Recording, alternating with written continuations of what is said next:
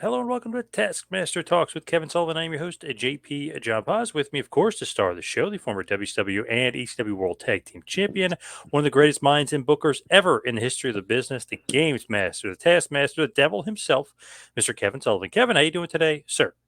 Very good, JP. How are you, my friend? Doing good. What's going on in your world? It seems like you're heating up down there in Florida lately. Yeah, they started Championship Wrestling from Florida again. They did the TV taping. A lot of good stuff. Uh, Dan Lambert owns American Top Team. You know who he is, right? Oh, yeah, of course. Yeah, yeah. Uh, Gangrel, Goegas, Andrew Anderson, Brian Brock, uh, a host of others. It was very good. Are you on like the booking committee? Or are you actually like doing commentary, or are you part of the talent? What are you doing down there? I'm talent. I'm not talent. I'm commentating, and I'm watching over what they're doing. Yeah, Nice. Almost yeah, bringing you back to the old days of booking down there in yeah. Florida? Almost. They got a great crew in here. So yeah, It seems like they're picking up a lot of momentum, right? It seems yeah. like they're picking up some speed down there. They sure are. They're doing very well. So Emilio as far as Caruso owns two companies down here. He runs Discounting Championship Wrestling from Florida.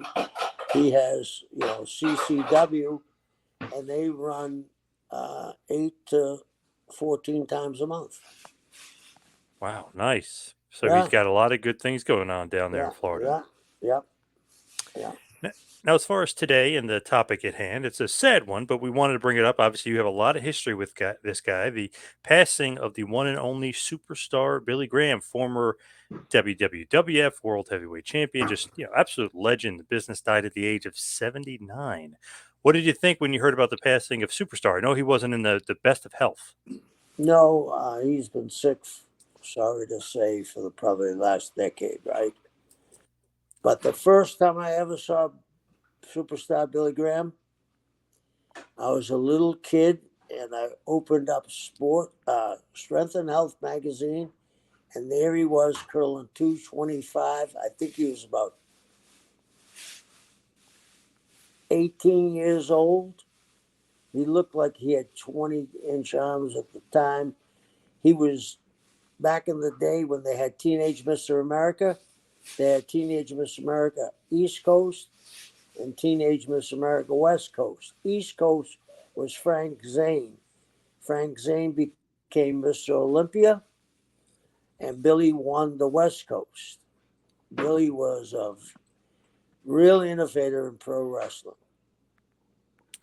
A lot of people have said it, and I totally agree. He's like the first real deal sports entertainer where he'd kind of bring you in with his mouth and his look, and then wrestling came, after that, really. You agree with that? Kind of the first real deal sports entertainer for the WWF? Absolutely. Absolutely. When did you actually like meet him like as far as the wrestling business? Was it in the WWWF? No, he came to Florida when I was getting ready to leave one time with Steve Strong. And I think after that he went up to New York. But I had come in at almost the same time as Billy. I came in for a couple of TV tapings when Koloff made his appearance, his second appearance up there. Now that's not Steve Strong, the guy who played the like that Minotaur gimmick, is it? No, Is it? no, this was Steve Strong. Uh, he was about 6'4", big blonde guy. He's actually the guy that painted the portrait for Jesse Ventura when he was governor. He Wow. made a lot of money on the early days of T-shirts. He was a Santa Monica guy. Bought a lot of property in Santa Monica when it was dirt cheap. Became hugely successful in the art world. Uh, was a very nice guy and a pretty good wrestler too. Now, as far as Superstar, the first thing that I found, and I was surprised by this, the first time you guys were in a match together was 1975 WWWF, event in Landover, Maryland. It was a $10,000 20-man battle royal. Do you remember that at all? Bugsy McGraw ends up winning it. But do you remember that at all? Landover, Maryland, being in the same ring as Yeah, Superstar in 75? yeah. I had wrestled Superstar in tag matches with him and Koloff a few times with Haystack Calhoun. Oh, okay. Nice. Yeah, Yeah, and yeah. you've wrestled him, I don't know if you remember this, in 1976 for the WWWF in Bangor, Maine. I don't know if you're going to remember that at all. Who wrestled him You did. Bangor, in Maine, it I Bangor? found. Yep. I did. Yep. I don't know if that's true or not, but that's what I read. Yes. Yeah, I think I did. Now that you mentioned it, I think maybe somebody didn't show up and they put me in it. I was big in Bangor.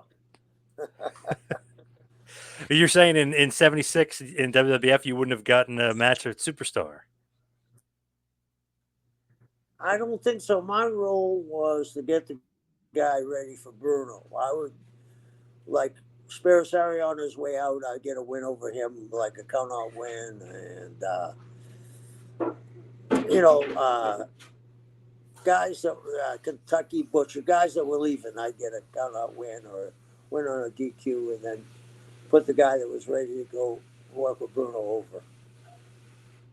What did you think about Superstar at that point in the, basically the mid to late 70s in WWWF, right before he ends up winning the world championship? Like, what did you think of him? Obviously, great body and stuff, but what did you think about him as a wrestler and what did you think about him as a person? He was a great person. He was very good to me when he didn't have to be.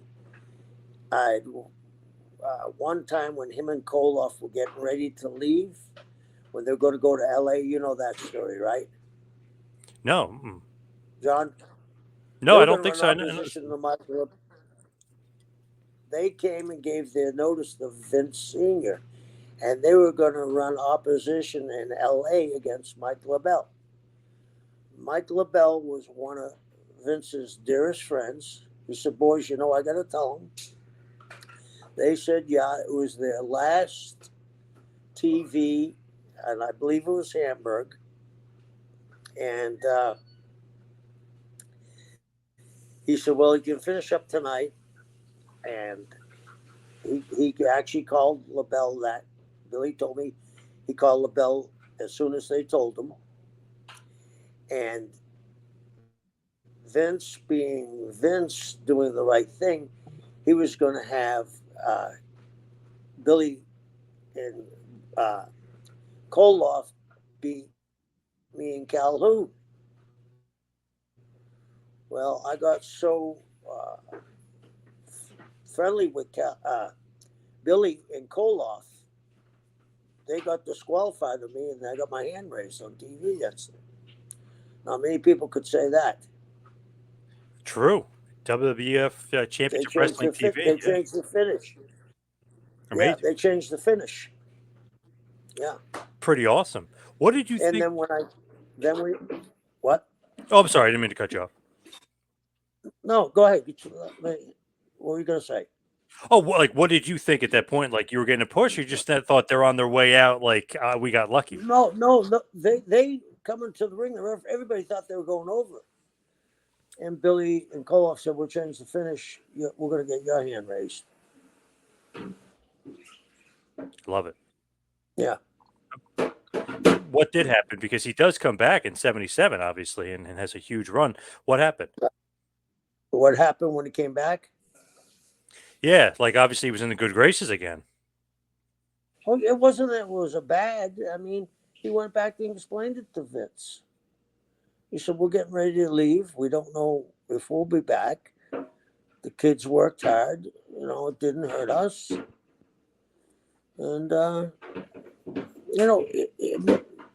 I'm not going to say it was the right thing to do because I don't think it was. Billy and Ivan should have beaten me. But I think they appreciated that I worked hard and I had become friends with them and they were very nice to me." Did that help you like in your career later on, like having a win over those guys on TV? No, I don't think. Maybe I'm not even sure if people remember that at all. You know what I mean? Yep.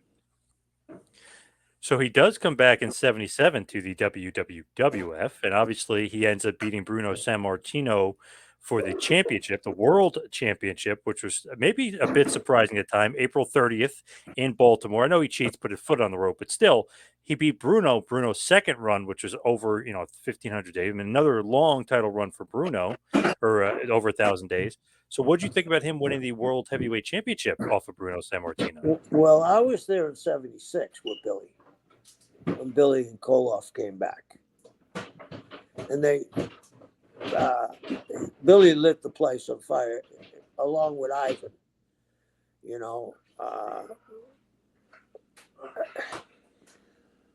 let's do some fantasy booking, okay? The biggest mistake I ever saw in the wrestling business was beating Billy Graham. And this is no knock on Backlund. Nobody should have beat Billy at this time. It was the only time, and you went to the Gardens. It's the only time I've ever seen people cheer for a heel. Mm-hmm. And he was leaning that way. Fantasy booking, we turned Cole off after Billy wins the belt. We turn Cole off on Billy, right? In tags. Then we bring in somebody that had wrestled Bruno before, whether it be Stasiak or Bull Ramos or somebody that drew money with Bruno, right? And then now that Billy's a baby face, he wrestles Koloff. We have, I'll say Bull Ramos, right? Bull Ramos comes down the ring. They leave him laying, beat him to death. They stretch him out. Billy does one of those interviews that only Billy Graham could do, and says, "I'm hurt now." They say I'm put up for 2 weeks, but 2 weeks now I'll be in the Garden with a mystery partner. A week before the Gardens, or maybe 2 weeks before the Gardens, Bruno comes out and does an interview with Billy. You better go to Shea Stadium or Yankee Stadium with that one. I love it. Yeah, he would have been off and running. You know what I mean? Yep. You could have fed Billy heels. You could have had Billy and Bruno on special occasions because Bruno had kind of disappeared after he lost the belt. You could have brought him back. I mean, you could have stacked those cards. And you could have gone to, in the summer months, you could have gone to every stadium in Comiskey Park, Fenway Park, Dodger Stadium. You could have gone anywhere, right? With those names. You didn't even have to have national TV because all those guys that have been exposed in that area. You could have done very well. Billy was a very special guy. I mean, there's a picture of him. And the only thing close that I've ever seen was Scott Steiner's biceps like his. But Billy was taller. He was the first. His arm, that one arm shot that you see where it looks like there's two biceps. Yep. I mean, he was Dan Laurie's, who had a federation. He was his Mr. America. Billy was in strongman contest on television. He was a hell of an athlete. He was a great discus and shot putter. I believe he ran dashes too. He was a power lifter. He bench pressed over 600 pounds. I mean, I think Billy never got over losing that belt. It affected him some way. Why did he lose? I know you were kind of playing fantasy booker though, Yeah, and I know you were kind of in and around Vince McMahon Senior. So what's the thought process? Why to Backlund of all people? It seemed like that was the next craze. He was so over, 20 main events, Madison Square Garden. He's selling out like crazy. It he was sold obviously 19 out of working. 20. He sold out 19 out of 20. Amazing. So Uh, like why? Why change? Vince Sr. was one of the most honorable people, not just promoters, I ever met. When Billy came in, he told him the day he would win the belt and the day he would lose it. Now, WWWF had ethnic champions, even some like going back to Rocker and Perez, Puerto Rican, Italian, South American, right? Rocker. Yep. Then they had Bruno, an Italian. Then when Pedro became the champion, there was a lot of riots. Blackjack Mulligan got stabbed with the knife. You heard about that, right, in Boston? Yep. Yep. Uh, Eddie had just come off of Jack Briscoe being world champion, the All American. They Vince and Eddie were very close. There's a connection when Vince called Eddie. Steve Kern and Backlund were tag team partners. And Vince started talking about Backlund, and Eddie told him they're both good, but I would take Kern because his father is one of the only two people in the history of the United States that was a two-time prisoner of war. Steve's dad was shot down on his first mission in Germany. He was a prisoner of war in Germany. And then Steve's dad was shot down in Vietnam, spent 7.5 years with John McCain and Hanoi Hilton. They did a big angle when Eddie was gone to Australia because Steve says he doesn't think they could ever have gotten the angle past Eddie.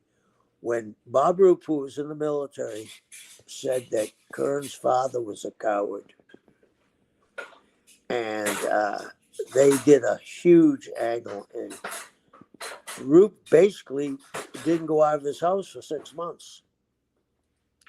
It was probably the hardest angle ever shot in Florida. And he was kind of directing him to Kern. And Vince said, no, I'm going with Backlund. I like his amateur status. And it's been said that there was a $100 bet they couldn't get Backlund over. He said, oh, I'll get him over. So he gave Bobby the date that he would win the championship. But you know how, and you and I probably get a lot of heat about this. You remember how I said, why would you beat Roman Reigns if it's not broke? Don't fix it. Even with Cody. Yep. Yep. Why, when you can see history in front of you, that the fans are turning him babyface, he's still talking like a heel. They want him to be a babyface. He looks different than anybody else. He talks better than anybody else. His work was passable because he was so charismatic.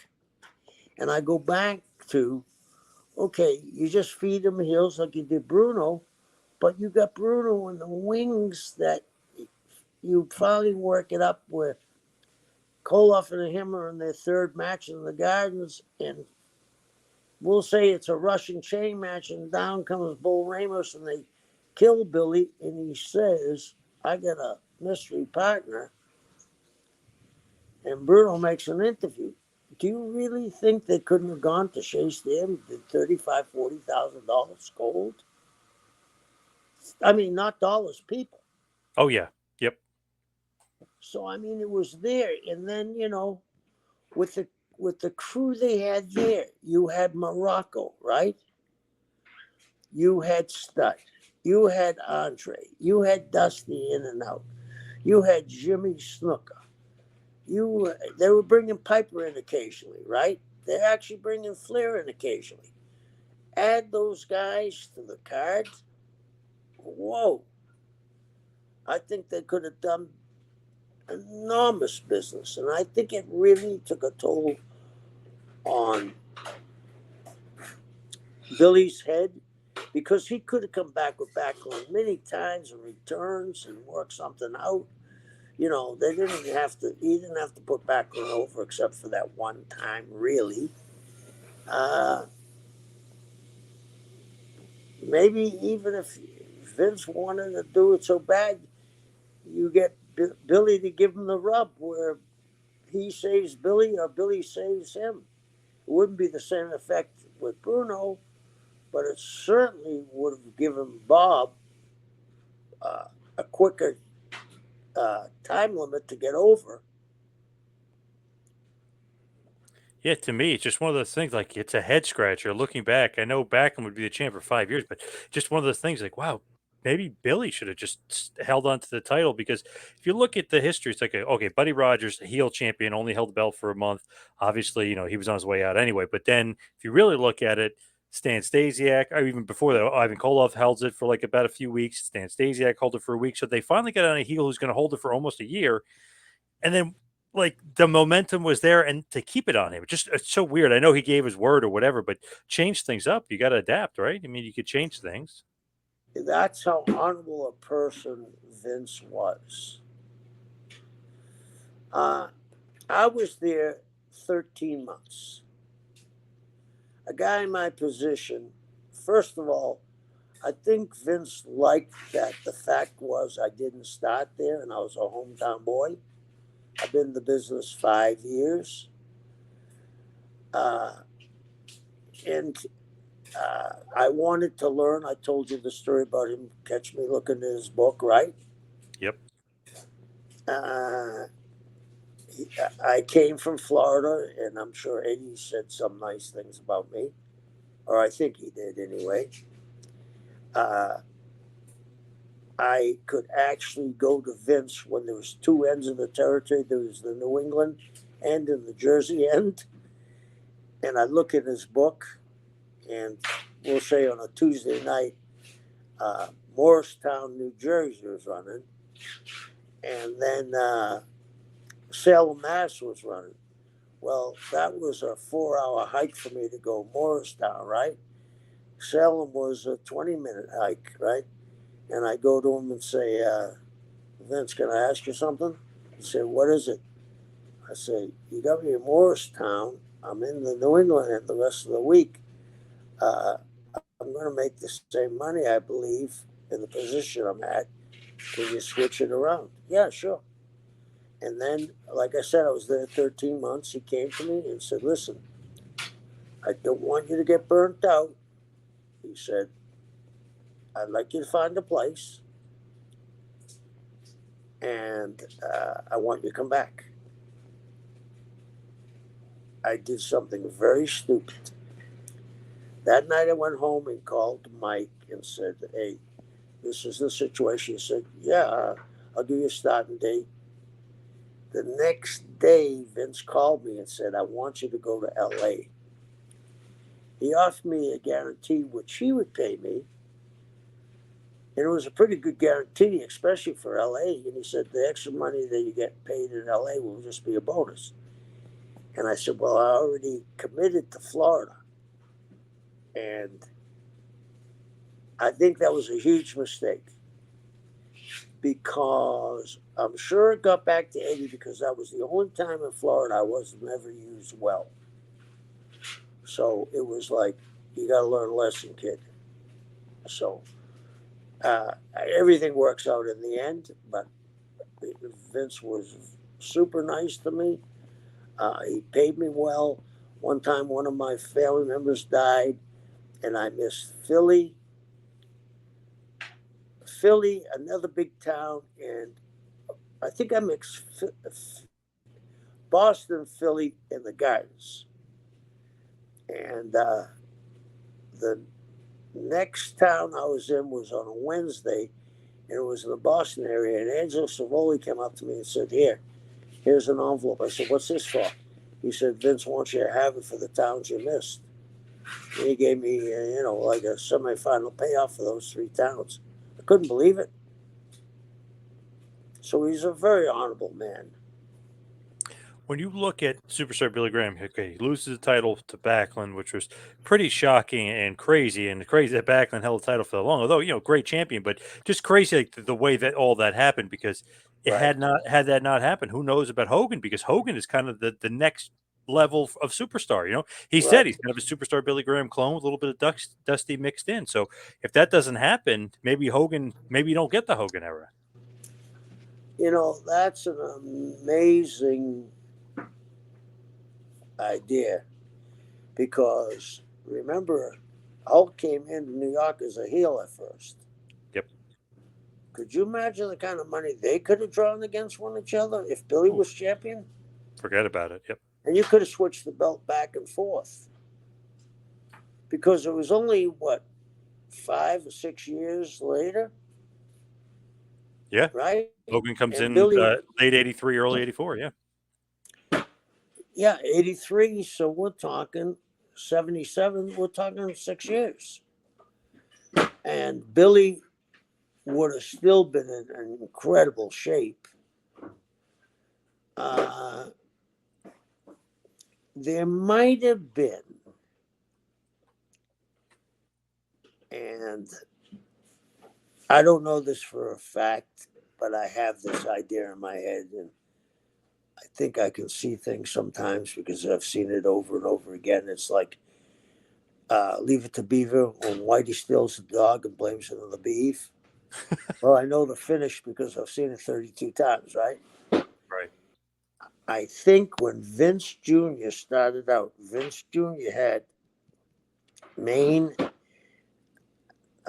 New Hampshire, Manchester, which was a very good town, secondary town, and a bunch of towns in Massachusetts. I think Billy missed Manchester. And that might have been, as crazy as that sounds, that might have been a deciding factor. Wow. Yeah. Crazy. Because Yeah. when you look at it, he had that awesome feud with Dusty Rhodes. I mean, obviously, he held the belt for almost a year. Just what an awesome run for him, but it ended. And it's funny when you look at the Dusty Rhodes, Dusty said it was probably his favorite matches. I interviewed, luckily enough, about 5 years ago, got to interview Superstar Billy Graham. He said the Dusty feud is his favorite. So those were his favorite matches.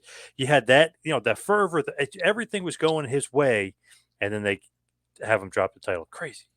And it affected him, like I said. It affected him. He went into a deep depression.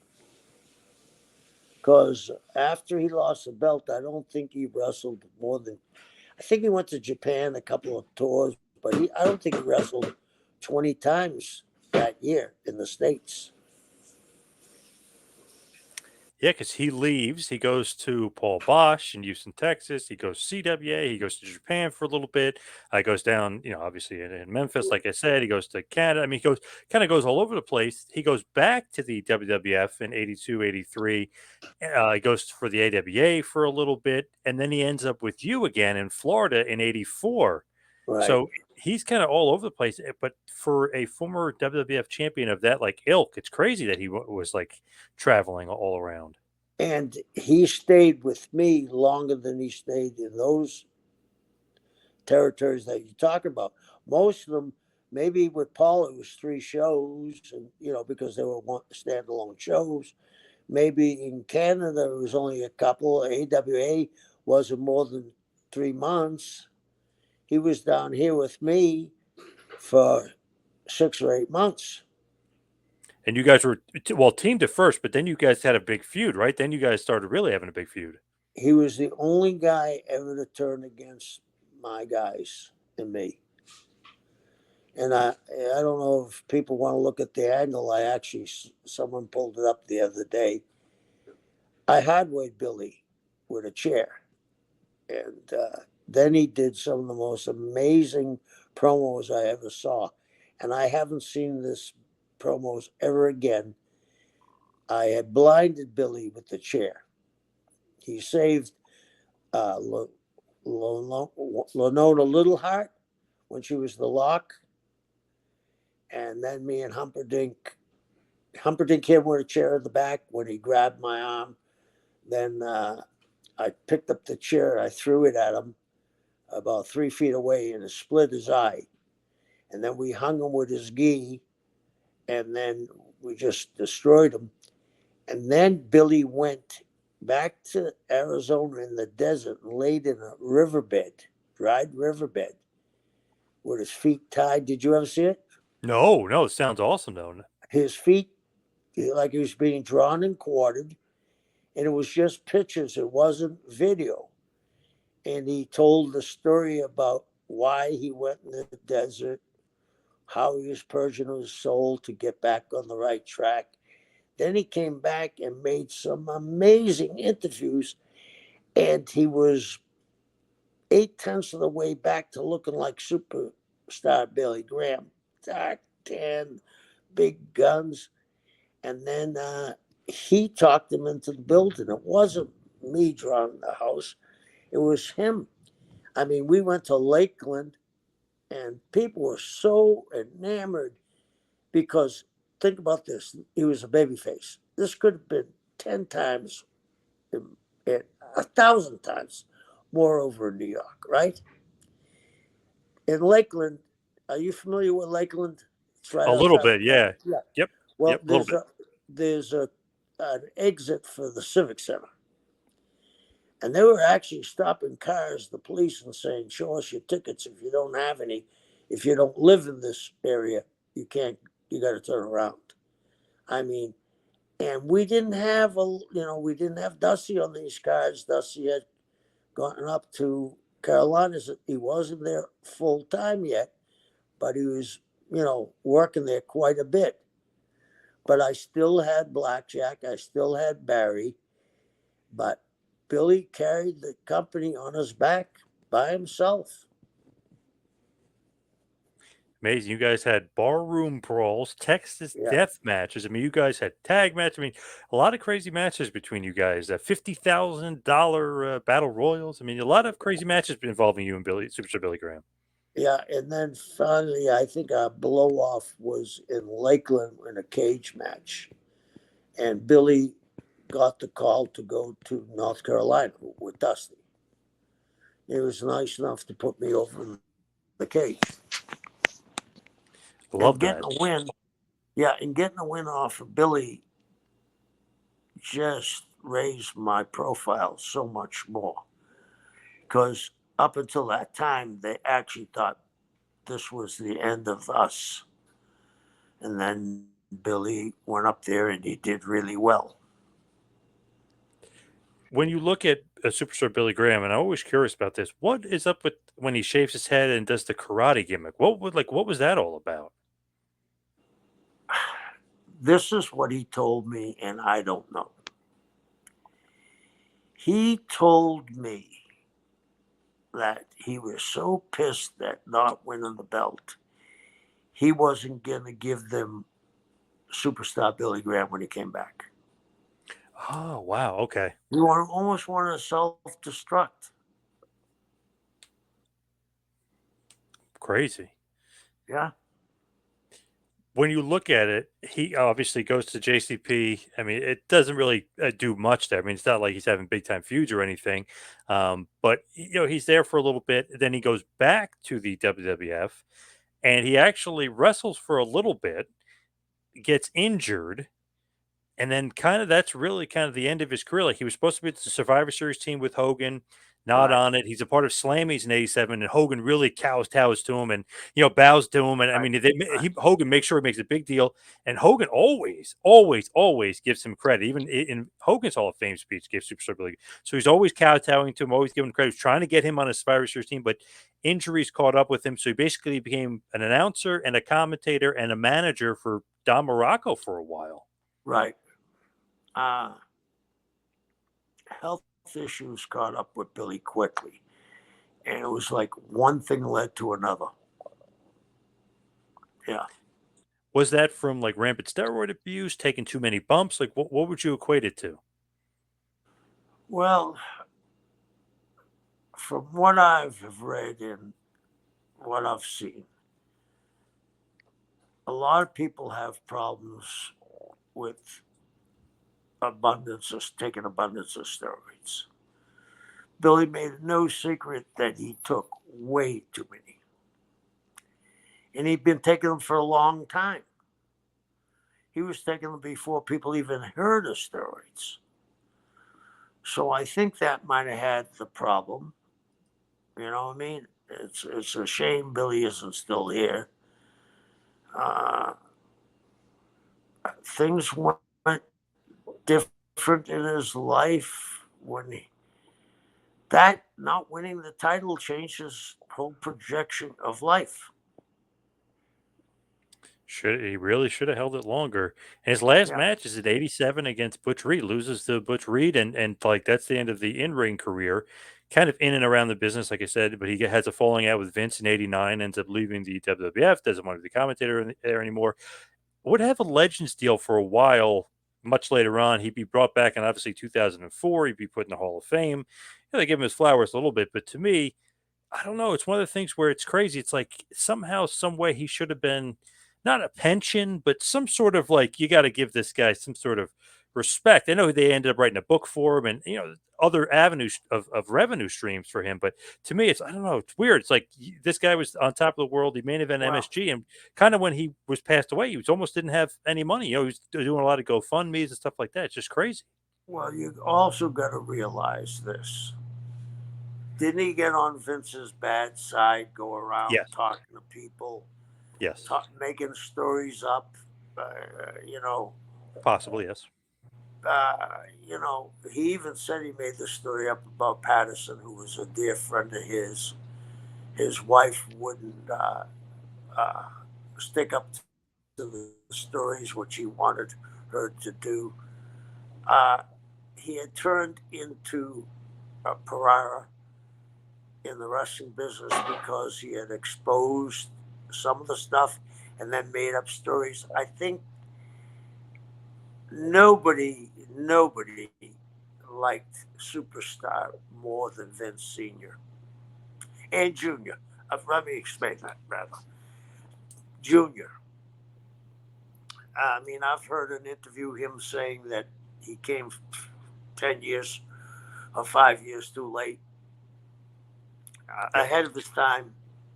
But, you know,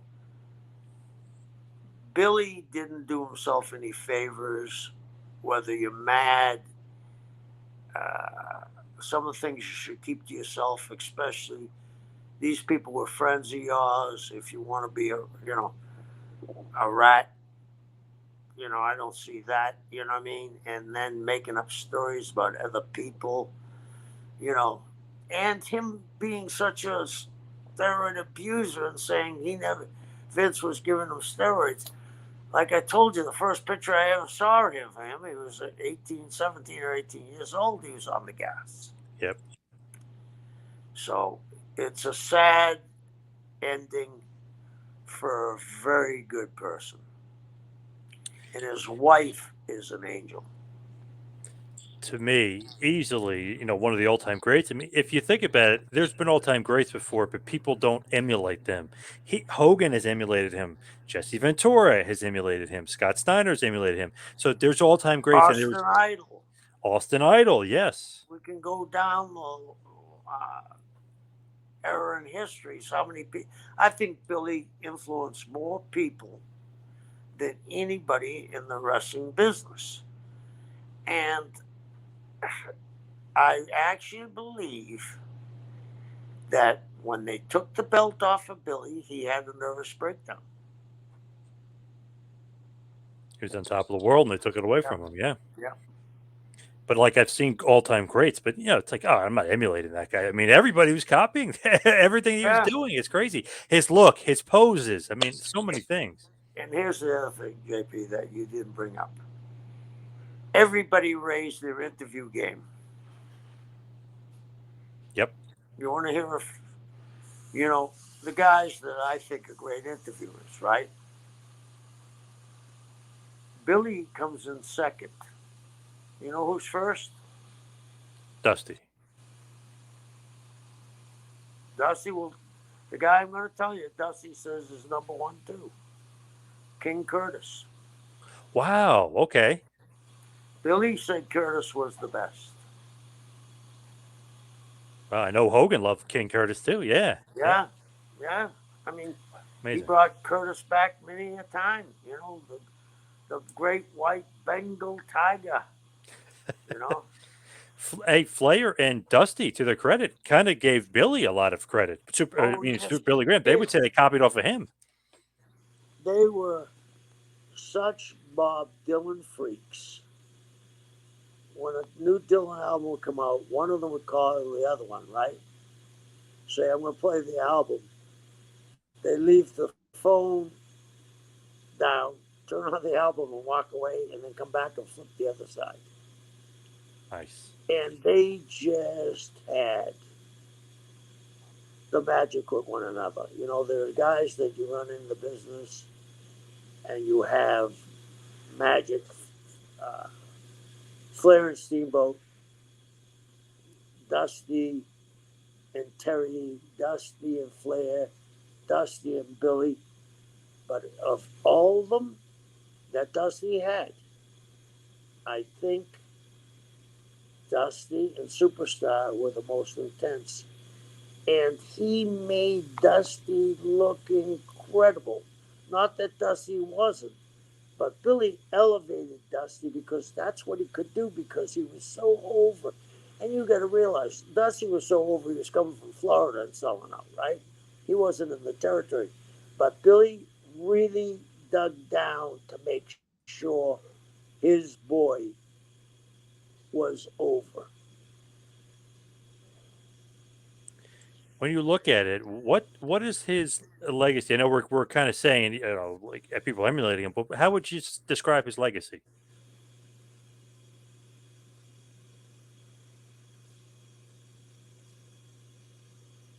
Talent not used to the complete finish. It's They could like have his used him. career stopped when he lost the belt. There was so much more for him to do. And I may be crazy, but I keep on bringing up when he turns babyface, you stick him with Bruno. Yep. And then, if you really wanted to, you could drug that thing out and Pedro wrestled Bruno, Yeah. right? Yep. Could you imagine if they had, after Billy had been babyface for a long time, can you imagine what kind of money they would have drawn? I mean, I agree. Yeah, Crazy that the reign didn't last longer. It's funny, like no. the way things kind of worked out, where Hogan kind of basically, to me, kind of takes that Billy Graham role and turns it times 10. But he turns it into more of a baby face. But he takes it for what it should have been and expands it and creates the Hogan era. So He, Billy was 5 years, 6 years too soon. he just, in my head, and I'll blew the business open.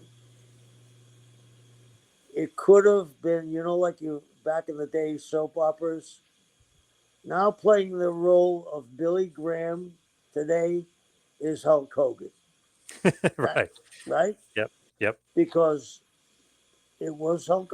I saw something just recently, and I think it was Billy against Dusty, maybe. But Billy did the ear thing. What Hogan used to do, Yes. Yep. I saw Billy do that. I about died. It's funny. He said he got that and the posing from Billy, and he got the finger wag and the From like Dusty. The Hulk up thing from Dusty. Yeah, Yeah, yeah, yeah, pretty awesome. Hogan's like a combination of Dusty and Billy, basically. yeah. And what a great combination to be. Yep, two of the best, easily. Yeah, yeah. They had a very cool thing at Championship Wrestling from Florida. They tried to make it look like a sportatorium. They had a desk like it and everything. And they had the banner, Championship Wrestling from Florida. But where the people were sitting, they had a black and white picture of Gordon. To the right of him, they had a picture of Eddie, and to the left of Gordon, they had Dusty. Then on Eddie's uh, right side was Jack Briscoe, and next to Dusty was Mike Graham. It was really, really cool. Oh wow, cool. Love that like homage to history. Love that. Yeah, so you'll be able to see clips of it pretty soon. Awesome. Uh, Well, it's awesome kind of running down the history of Superstar Billy Graham. Obviously, RIP, died at 79 years old, one of the all-time greats for sure. And we're mentioning it so many times, like everybody was copying him. So easily one of the all-time greats. yeah, I just like to say rest in peace, Billy. You deserve it. Now let's hit the plugs. You can follow me on Twitter and Instagram at Two Man Power Trip. Check out the website, tmptempire.com. You can follow Kevin on Instagram at Taskmaster Talks. Kevin, what else you got going on? I'm going to be in St. Louis Saturday for Herb Simmons, and then I'm on to Jacksonville for the big convention, and then I'm going to Conrad's blowout at the end of the month. Wow, nice. Very cool. I like Yeah, that. yeah. All right. Thank you, everybody out there, for listening. We'll see you right back here next week for a little Taskmaster Talks with Kevin Sullivan. We'll see you next week, folks.